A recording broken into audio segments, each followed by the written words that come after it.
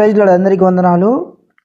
పరలోకంలో ప్రవేశించడానికి ఉండవలసిన ముఖ్యమైన లక్షణం. మత్తయి సువార్త 18వ అధ్యాయం 3-4 వచనాలు ఒకసారి చదువుకుందాం. మీరు మార్పు నొంది ఒక బిడ్డల వంటి వారైతేనే గాని పరలోక రాజ్యంలో ప్రవేశింపరని మీతో నిశ్చయంగా చెప్పుచున్నాను.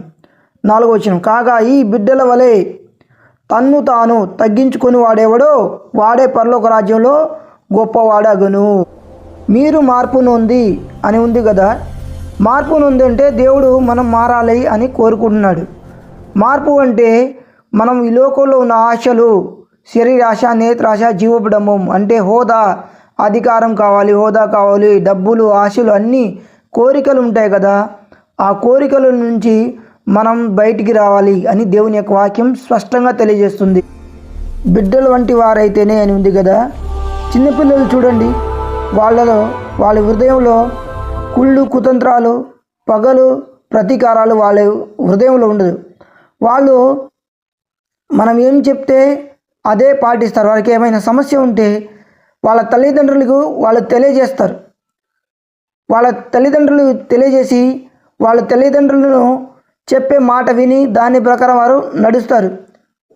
అది పోలుస్తున్నాడు అన్నమాట. బిడ్డల వంటి వారైతేనే అంటే దేవుడు మనకు తండ్రి కాబట్టి మనం ఏమైనా సమస్య ఉంటే మన తల్లిదండ్రులకి చిన్నప్పుడు ఉన్నప్పుడు మన తల్లిదండ్రులకు మనం చెప్పుకున్నాం కదా.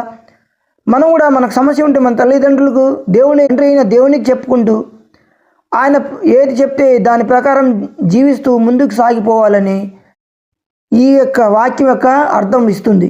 కాబట్టి తన్ను తాను తగ్గించుకునేవాడు అని ఉంది కదా.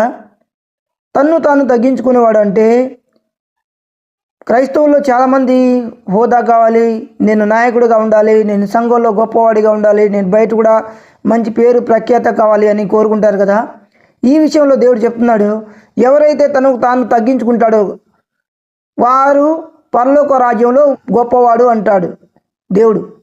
ఇక్కడ ఎవరైతే సంఘంలో కావచ్చు, బయట కావచ్చు, ఎవరైతే గొప్పవాడుగా, నాయకుడిగా, చలామణిగా అవుతారో పరలోక రాజ్యంలో వారికి స్థాయి తగ్గించబడుతుంది అని దేవుని యొక్క వాక్యం స్పష్టంగా తెలియజేస్తుంది. వారు దేవుని యొక్క రాజ్యం సాధించినా కూడా అక్కడ వారికి రావాల్సిన హోదా అయితే రాదని దేవుని యొక్క వాక్యం స్పష్టంగా తెలియజేస్తుంది.